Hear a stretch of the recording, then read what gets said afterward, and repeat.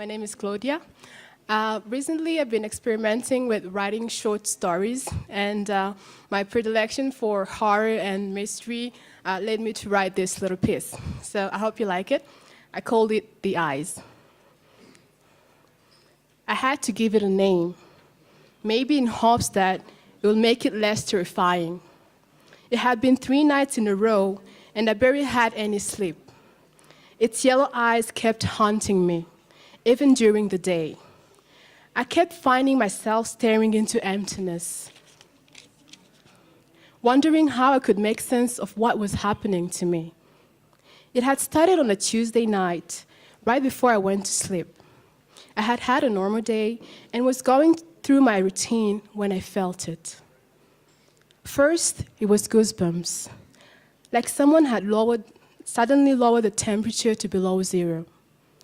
Then my heart started beating really fast. It's throbbing, deafening.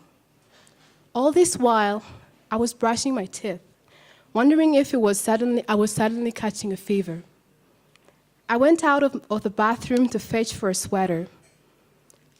I usually keep my window curtain closed, but somehow that night, a noticeable portion of it was open, strong gushes of wind pushing through it. Maybe this could explain the goosebumps. I decided to close the curtain first. The sweater would have to wait. But somehow, the closer I got to the window, the faster my heart beat, as if my body was trying to warn me of something. Still, I kept going. My right hand reached out for the edge of the curtain and got stuck there. My whole body was paralyzed. I couldn't breathe. And for seconds that felt like hours, I was there, staring into its yellow eyes. No thought was crossing my mind anymore. I had ceased to exist. I could feel beads of sweat running down my face. Describing those eyes now seems harder than I thought.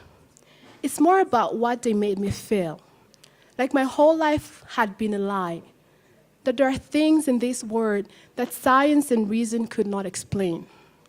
Was I having hallucinations? Had I been intoxicated by a psychedelic substance I was unaware of? Of course, this pondering was in retrospective. When it was all happening, my mind was a mere vacuum. The eyes, because they were all I could focus on. The rest of its body was a smoky haze, floating around them. It reminded me of Harry Potter's Dementors. They were blazing yellow, like they were on fire.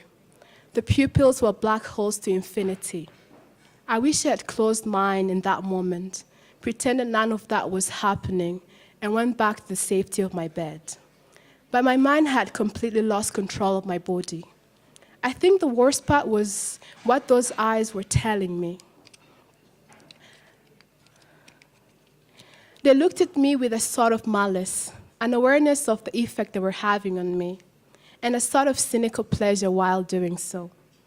They knew that in that moment, they had shattered my whole world and sent it crumbling to pieces. I could even see a faint smile at the edges, like the creature was having an inside joke. In all honesty, there was nothing particularly menacing about it. We just stood there, staring at each other for long minutes, my hand still stuck on that curtain. None of us uttered a word. Then it disappeared into thin air, like it had never existed. I don't know how long I kept standing there after it left. Eventually, my senses came back to me, and reluctantly, my legs carried me to my bed, trembling all the way. I never closed the curtain. I didn't have the presence of mind to do so. Surprisingly, I had a dreamless sleep, but I woke up more exhausted. Daylight came in, waking me up. I sat on my bed, and for a few seconds, all was normal, until I remembered those eyes, still wondering if it was not just a bad dream.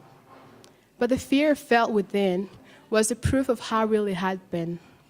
The day went on like a fuzzy dream, like my body was on autopilot.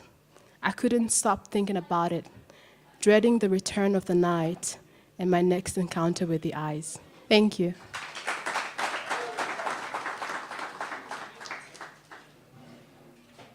Thank you very much, Claudia.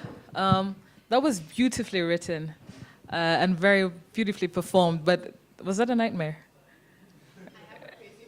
That's some scary stuff, but I think you really, really got us into your mind.